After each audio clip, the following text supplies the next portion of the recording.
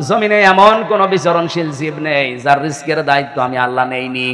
তার মানে রিজিক নিয়ে আপনার টেনশনের কোনো কারণ নেই, আপনি না খেয়ে মরবেন না। কিন্তু যেটা আল্লাহ দায়িত্ব নেয়নি সেটা নেক আমল। আপনার ঈমান আমল যদি ঠিক না হয়, কিয়ামতের দিন কিন্তু আপনি আল্লাহর পাকড়াও থেকে পার পাবেন না, ধরা খেয়ে যাবেন।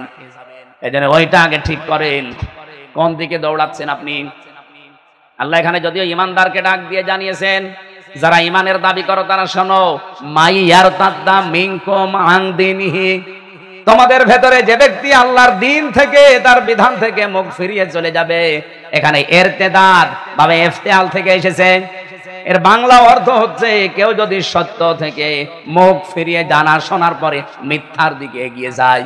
এদেশে পাগল কেউ যদি জিজ্ঞাসা করেন যে আপনি যে ফিরে যাচ্ছেন বিভিন্ন দোহাই দিয়ে, কোন দিকে যান?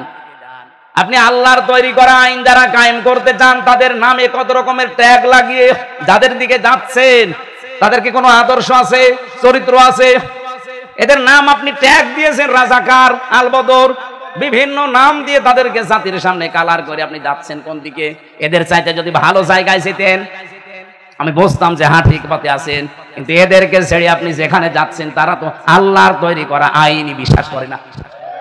হ্যাঁ কথা বলেন, তারা তো বলেছে শরিয়া আইনে আমরা বিশ্বাস করি না। আপনি যাচ্ছেন কোন দিকে? আপনি যদি এর চাইতে আরো ভালো জায়গায় যেতেন, অথচ 1 বছর 1 মাসে এই দেশের মানুষ প্রমাণ পেয়েছে যে আল্লাহর তৈরি আইন যারা এই জমিনে কায়েম করতে চায় তারা মদ খায় না, তারা জেনা করে না, তারা জুয়া খেলে না, এমনকি তারা বিড়িও খায় না। কিন্তু এর বাইরে যারা আছে তাদের চরিত্র বলতে কি আছে আপনি একটু দেখান তো। আজকে জাহাঙ্গীরনগর বিশ্ববিদ্যালয় যেটা জাকসু নির্বাচনে একজনের প্রার্থিতা বাতিল হয়ে গেছে শুধু ড্রপ টেস্ট করার কারণে। আমার মনে হয় আগামীতেও যত নির্বাচন বাংলাদেশে হবে, এদেশের জনপ্রতিনিধি যারা হবে তাদেরকে এই পরীক্ষাটা দিয়ে ময়দানে নামা লাগবে। ও রক্ত নিয়ে আগে পরীক্ষা করা হবে ও কোনো কিছু খায় কিনা। আমার তো মনে হচ্ছে ইসলামপন্থীরা বাদ দিয়ে দেশে অনেকেই ছিটকে পড়ে যাবে, কারণ অধিকাংশ নেতারা দেখি লাল পানি ছাড়া চলতে পারে না। কথা বলো না কেন? লাল পানি যদি নাও খায়, লাঠি তো খায়। কি নাম জানো? আকিস বিড়ি, আর তার একটু দামি তা খায়। কিন্তু যাদের রক্তের ভেতরে বিড়ি নেই, সিগারেট নেই, মদ নেই, গাঁজা নেই, ভান নেই, এমনকি বাবা তাও নেই, ডালও নেই, এরপরেও আপনি তাদেরকে বিশ্বাস করতে চান না।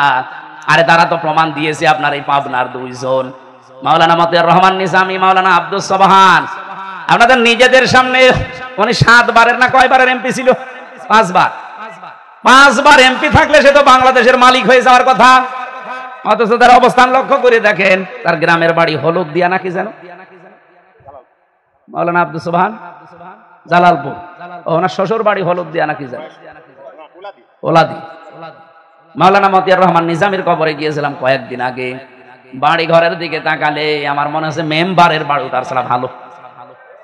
অথচ তিনি মেম্বার না, চেয়ারম্যান না, উপজেলা চেয়ারম্যান না, মেয়র না, এমপি শুধু না, মন্ত্রী ছিল। একজন মন্ত্রীর আমি 620টা বাড়ি পেলাম, আর ওনার বাড়ির অবস্থা কি? চারিদিকে দেওয়াল দেওয়া, উপরে টিন দেওয়া। আমার মনে এর চাইতে ভালো মানুষ যদি আপনারা পেতে চান এই দেশে আর হবে না, ফেরেশতা দেওয়া লাগবে। আপনাদের বিবেকের উপর এবার ছেড়ে দিয়েছি, নিজের পায়ে নিজে কোড়াল মারলে আপনার নিজেই ধরা খাবেন। আর সমস্ত ট্যাগ দিয়ে যারা ফিরে যেতে চান, আল্লাহর কসম আপনি ধোঁকা দিতে চাচ্ছেন, আপনি জীবনেও ধোঁকা দিতে পারবেন না আল্লাহকে এবং ইমানদারকে। যারা সত্যিকারের ঈমান এনেছে তাদেরকে এই দেশের কোনো মুনাফিক ধোঁকা দিয়ে বোকা বানাতে পারবে না, বরং তারা নিজেরাই ধোঁকায় পড়ে মরবে।